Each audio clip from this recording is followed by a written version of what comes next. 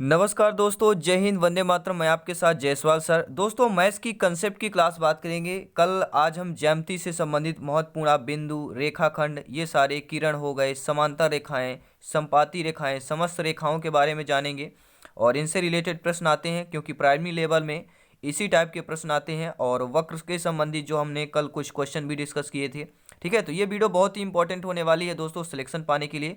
Concept समझिएगा, ठीक है। और इसके जो पिछले क्लासेस आप लोग देखना चाहते हैं तो इस वीडियो को देखने के बाद आप लोगों को आई बटन पे लिंक मिलेगा, आप लोग देख सकते हैं। तो दोस्तों शुरू करते हैं।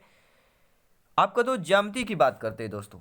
ज्यामिति जो है गणित की वह शाखा है जिसके अंतर्गत हम दो या दो से अधिक रेखाखंडों से बनी आकृतियों का अध्ययन करते हैं।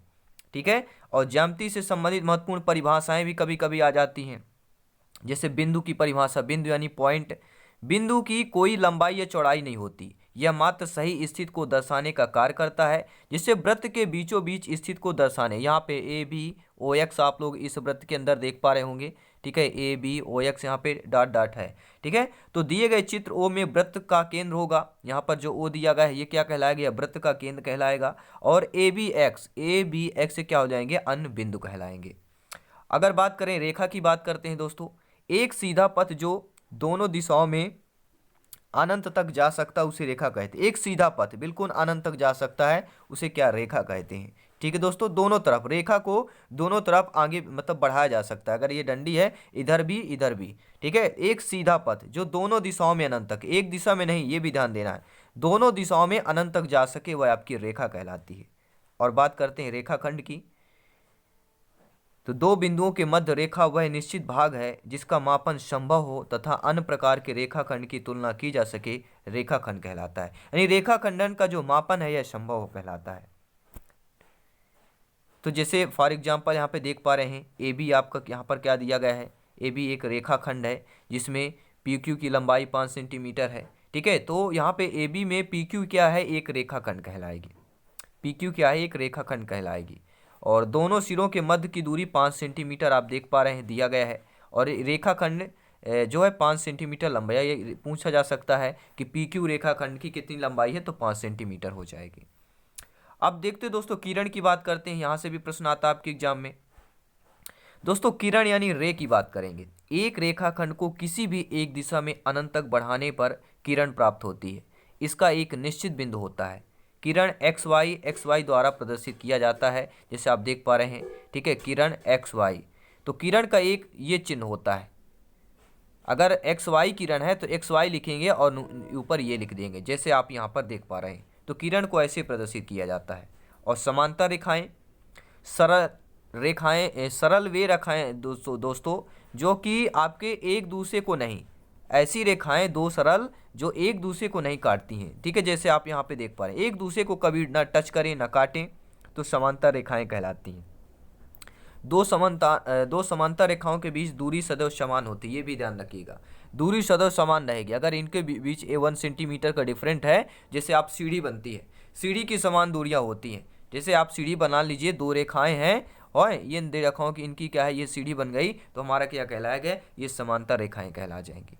ठीक है दोस्तों, जैसे फार यहाँ पे पी क्यू एक है और एक्स वाई है, तो समांतर के लिए कैसे लिखते हैं? समांतर के लिए ये सीढ़ी बना देते हैं, पी क्यू करेंगे और ये सीढ़ी बना देंगे एक्स वाई, यानी पी क्यू समांतर एक्स वाई, ऐसे प्रदर्शित किया जाता है। आप इस स्क्रीन पर देख पा रहे हैं। अगर समझ में आ रहा हो तो वीडियो लाइक करते जाएंगे सभी प्यारे मित्र। अब देखते हैं दोस्तों संपाती रेखाएं बात। ठीक है, संपाती रेखाएं समझ लेते हैं। देखिए, क्वेश्चन करने से पहले छोटी छोटी चीज़ें, कंसेप्ट समझना बहुत ही जरूरी होता है दोस्तों। ठीक है, अगर आप शिक्षक बनेंगे तो आप बालक बालिकाओं को डायरेक्टली क्वेश्चन नहीं कराएंगे, पहले उन्हें समझाएंगे। संपाती रेखाएं, प्रतिच्छेदी रेखाएं, पहले उनको बताएंगे, फिर आप उससे एग्जाम्पल देंगे, फिर आप उनके क्वेश्चन करेंगे। तो वैसे ही करने वाले हैं। तो संपाती रेखाएं, जब दो या दो से अधिक रेखाएं एक दूसरे के ऊपर हो उन्हें क्या कहते हैं? संपाती रेखाएं कहते हैं। ठीक है, जब दो रेखाएं या एक दो से अधिक, जैसे मान लीजिए एक रेखा यहाँ पे आप देख पा रहे हैं, ये रेखा हो गई। ठीक है, और इस रेखा में पी क्यू आपका इधर हो गया और नीचे ए बी दे दिया गया, तो क्या कहलाएगा? ये संपाती रेखाएं कहलाएंगी। ठीक है, यानी डबल, डुप्लीकेट, ऊपर के ऊपर, तर तर ऊपर जिसे बोलते हैं। तो ए बी पी क्यू क्या है? यहाँ पे संपाती रेखाएं कहलाएंगी। बहुत बहुत धन्यवाद दोस्तों। अब देखते हैं अगला प्रश्न। अब आता है दोस्तों प्रतिच्छेदी रेखाएं। तो प्रतिच्छेदी से संबंध आता है छेद करना, प्रति यानी उल्टा छेद करना उसी पर। यदि दो रेखाएं एक दूसरे को एक बिंदु पर काटें, ये भी ध्यान देना, ऐसा नहीं कि एक रेखाएं इधर काटे एक उधर लाएं, एक बिंदु पर कोई भी काटती है तो आपकी प्रतिच्छेदी रेखाएं कहलाती हैं। जैसे आपका पी क्यू और एस आर कहाँ पर काट रही हैं, ओ बिंदु पर काट रही हैं, तो वो क्या कहलाएगा यहाँ पे, वो आपका प्रतिच्छेदी बिंदु कहला जाएगा। बहुत बहुत धन्यवाद दोस्तों, आपका सपोर्ट लाजवाब है, उम्दा है। मेरे सभी प्यारे मित्रों को जय हिंद, वंदे मातरम है। अब बात करेंगे दोस्तों, ठीक है, संगामी रेखाएं की बात करेंगे। जब दो या दो से अधिक रेखाएं किसी एक बिंदु पर मिलती हैं तो उन्हें संगामी रेखाएं कहती हैं। दो या दो से अधिक रेखाएं, एक बिंदु दे दिया गया, ठीक है, और एक बिंदु पर सभी रेखाएं यहाँ से मिले, एक ही बिंदु पर सभी रेखाएं जाएं, वो हमारी क्या है, संगामी रेखाएं कहलाती हैं। जैसे फॉर एग्जांपल आप लोग यहाँ पे देख पा रहे हैं सही, ए ई हो गया रेखा, एक हो गया बी एफ हो गया, ठीक है, एच डी हो गया, जी सी हो गया, ये सारी क्या रेखाएं कहलाएंगी, संगामी रेखाएं। और संगामी रेखाओं का बिंदु केंद्र क्या कहलाएगा, ओ कहलाएगा। अब देखते हैं दोस्तों, यहाँ पे आप लोग ओ पर मिलती हैं सभी रेखाएं, तो यह संगामी रेखाएं कहलाएंगी। एक ही बिंदु पर मिलते हैं जब सभी रेखाएं, तो वह संगामी रेखाएं कहलाती हैं। और बात करेंगे तिर्यक रेखाएं, ऐसी रेखाएं जो दो या दो से अधिक समांतर रेखाओं को काटती हैं, तिर्यक रेखाएं कहलाती हैं। जैसे आप एक यहाँ पे प्रश्न भी लेंगे, यदि दो समांतर रेखाओं को एक तिर्यक रेखा काटती है तो एकांतर कोण बराबर होगा, किसके बराबर होगा, कोण 4 बराबर कोण 5 या कोण 6 बराबर कोण 3 के। अब देखिएगा यहाँ पे एक ये रेखा है आपकी पी क्यू है, और एक रेखा है आपका ये है, और एक यहाँ पे यह काटती है ऐसी रेखा जो दोनों यह, ठीक है।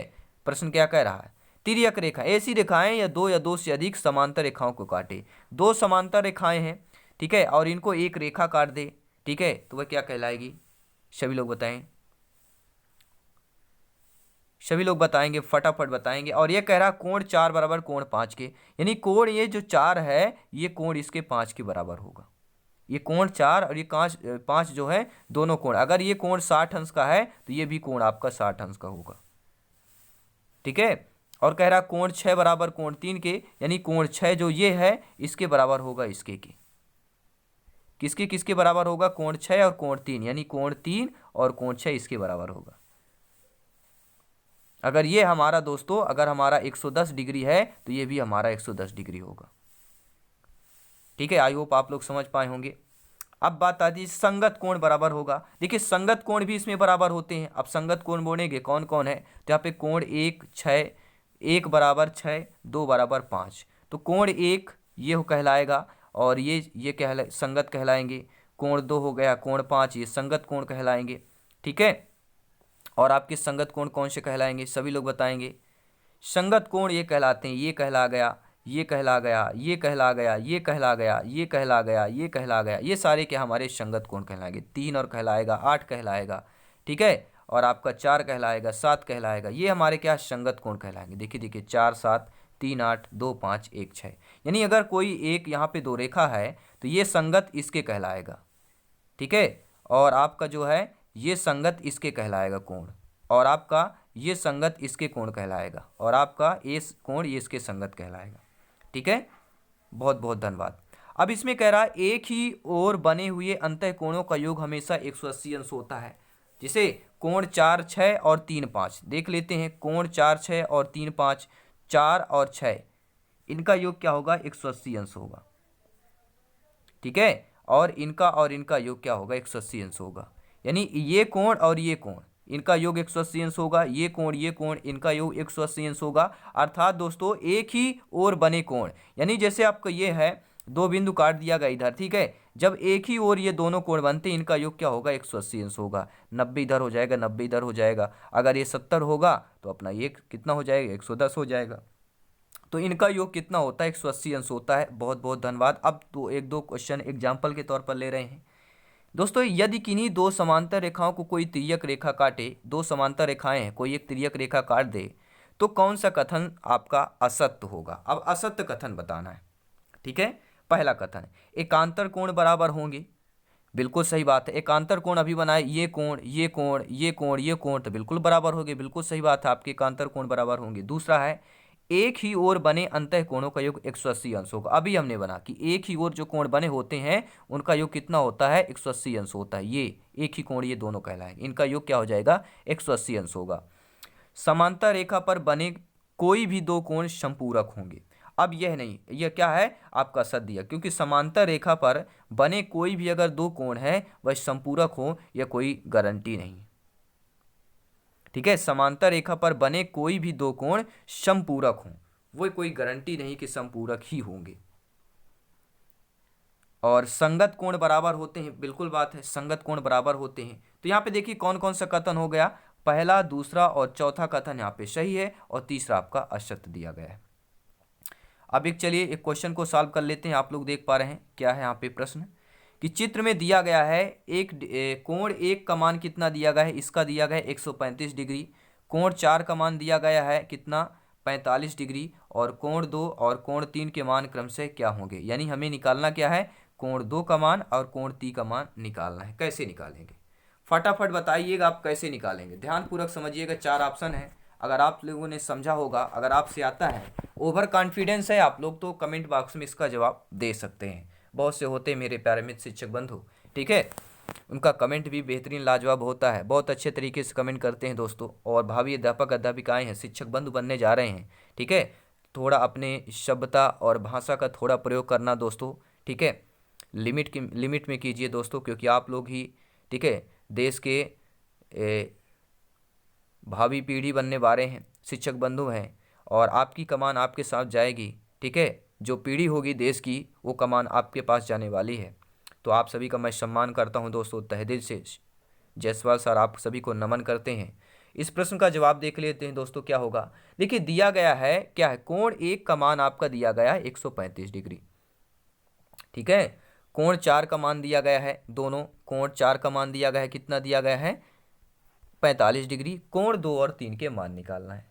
तो कोण तीन बराबर क्या हो जाएगा, देखिए कोण तीन बराबर कोण एक के होगा। अभी हमने क्या पढ़ा है, कोण तीन बराबर कितना होगा, कोण तीन बराबर कितना हो जाएगा दोस्तों, कोण एक के बराबर होगा, सॉरी तीन यहाँ पे करना है ना। तो कोण तीन बराबर किसके होगा, सभी लोग ध्यान दें, कोण तीन बराबर कोण एक के होगा। और कोण दो बराबर क्या हो जाएगा, कोण चार के हो गए। बहुत ही सिंपल साधारण सा प्रश्न है। अब जब इसके बराबर है, ठीक है, और मान पूछा जा रहा है कोण दो और तीन के, तो कोण दो का मान कितना हो जाएगा, सभी लोग बताइएगा, सभी लोग बताएंगे अब कितना आ गया। अब तो बहुत ही सिंपल सा साधारण हो गया होगा, ठीक है। तो कोण, इसलिए कोण तीन बराबर क्या हो जाएगा, इसलिए कोण तीन बराबर 135 डिग्री हो गया, ठीक है। और कोण चार बराबर क्या हो जाएगा, यहाँ पे 45, कोण दो का मान 45 हो जाएगा, अर्थात कोण दो और तीन के मान क्रमशः 45 और 135 हो जाएंगे, ठीक है। पहले कोण दो का मान 100 क्या हो जाएगा, सभी लोग बताएंगे 45 और 135, यानी कि राइट ऑप्शन क्या हो जाएगा दोस्तों, आपका राइट ऑप्शन यहाँ पे तीसरा ऑप्शन सही हो जाएगा, क्योंकि पहले कोण दो का मान पूछा रहा है, बाद में कोण तीन का, ठीक है। इसलिए मैंने बताया अगर कंसेप्ट की क्लास आपने समझ लिया तो आपको पता कि कोण ये जो आपका कोण ये है ये इसके बराबर होगा, ठीक है। और जो आपका कोण ये है स्क्रीन पर थोड़ा ये है वह इसके बराबर हो जाएगा। तो आप लोग समझ पाए होंगे। अब देखते हैं दूसरा प्रश्न क्या दिया गया है, ठीक है। अब वक्र देख लेते हैं। कल कुछ हमने क्वेश्चन भी डिस्कस किए थे वक्र के बारे में, ठीक है। तो देखिए कागज से बिना पेंसिल उठाए बनाई गई कोई भी आकृति सीधा या टेढ़ी हो वह वक्र कहलाती है, ये सभी लोग नोट कर लेंगे। और वक्रों के प्रकार देख लेते हैं, कितने कितने प्रकार के वक्र होते हैं। एक होता है दोस्तों सरल वक्र, ऐसा वक्र जो अपने पथ को ना काटे और ना ही छुए, वह सरल वक्र कहलाता है। जैसे यहाँ पे आप स्क्रीन पर देख पा रहे हैं ये आपको, ठीक है। कोई भी ऐसा वक्र आप यहाँ पे लेते जाएं वह अपने दोबारा कहीं भी टच ना करे, ये कहलाएगी सरल वक्र कहलाएगी, ठीक है। अगर कहीं भी दोबारा आपका यह टच ना करे तो आपका क्या है, सरल वक्र कहलाएगी। अगर यही हमारा यहाँ पे अगर टच कर लेती तो ये सरल वक्र नहीं कहलाएगी, ठीक है। अब दूसरा आता है असरल वक्र, यानी कि ऐसा वक्र जो अपने पथ को स्वयं काटता हो, अपने पथ को स्वयं काटे। ऐसे ये कट गया, अपने पथ को काट रहा है तो क्या कहा जाएगा, यह असरल रेखा कहलाएगा। अगर यहाँ पे ये रेखा है ऐसे काट देता है, ये असरल रेखा कहलाएगा, ठीक है। आई होप आप लोग समझ गए होंगे। अब देखते हैं खुला एवं बंद वक्र भी देख लेते हैं। ऐसा वक्र जिसके दोनों सिरे खुले रहते हैं उन्हें खुला वक्र कहते हैं, और जिसके दोनों सिरे मिले हों उन्हें बंद वक्र कहा जाता है। और यह टेढ़ा मेढ़ा वक्र भी कहलाता है, ठीक है। जिग जैग कर वो कहते हैं, टेढ़ा मेढ़ा मतलब जिग जैग, तो खुला वक्र, अब यहाँ पे बताना है कौन सा खुला वक्र है कौन सा बंद वक्र है। सभी लोग बताएंगे खुला वक्र और बंद वक्र की पहचान कीजिए। ठीक है, तो आप लोग देख पा रहे हैं पहला ऑप्शन जो है यहाँ पे खुला है और चौथा ऑप्शन जो है ये खुला वक्र है। ठीक है, और ये सारे क्लोज हैं ये। ठीक है, 2 3 4 ये 5 तक ये हमारे सारे क्लोज हैं, आप लोग देख पा रहे हैं। ठीक है, ये हमारे 1 2 3 4 क्या है, ये सभी क्या है। अब देखिए उदाहरण पर देखिए, आपने बता दिया कौन से क्लोज कौन से खुले हैं। ठीक है, अगर आपने ये और ये दो आपके खुले वक्र हैं, बाकी आपके क्लोज वक्र हैं। अब इससे एक प्रश्न ले रहे हैं, देखते हैं आप लोगों का जवाब, आप लोगों का ओपिनियन क्या आता है, आपने क्या सीखा, आपने क्या समझा। तो इन आकृतियों में से कौन से खुला वक्र है, 4 ऑप्शन दिए गए हैं, नीचे कमेंट बॉक्स में बताना है कौन सा खुला वक्र होगा। सभी लोग कमेंट करें, खुला वक्र की पहचान करें। देखिए ये तो हमारा बंद वक्र है, ये भी बंद वक्र है, ये भी बंद वक्र है, तो आप देखेंगे दूसरा ऑप्शन जो है यह खुला वक्र कहला जाएगा। ठीक है दोस्तों, ये कि इसके दोनों जो सिरे हैं वह मुफ्त फ्री हैं, क्योंकि ऐसा ये फ्री है नहीं, अगर यहाँ पे ज्वाइंट हो जाता तो ये बंद वक्र कहला जाता। ठीक है, लेकिन यहाँ पे अगर ज्वाइंट है तो ये बंद वक्र है, ज्वाइंट नहीं है तो आपका क्या हो जाएगा, ये खुला वक्र हो जाएगा। अब देखिए चलिए दोस्तों, कल की हम क्लास करेंगे, कल हम कोण से संबंधित जानेंगे। ठीक है, कि दो सरल रेखाओं के एक बिंदु पर मिल जाने पे एंगल बनता है कोण, और कोण से संबंधित प्रश्न भी करेंगे, कितने टाइप के कोण होते हैं और क्योंकि इसी टाइप से प्रश्न भी आते हैं कोण से संबंधित। फिर आपके वृत्त संबंधित क्लासेस करेंगे, क्योंकि यहाँ पे सिलेक्शन सरो पर ही है, आपके कंसेप्ट आपके सिलेबस के अकॉर्डिंग यहाँ पे तैयारी होगी। दोस्तों सभी मित्रों को जय हिंद, वंदे मातरम, धन्यवाद सभी का।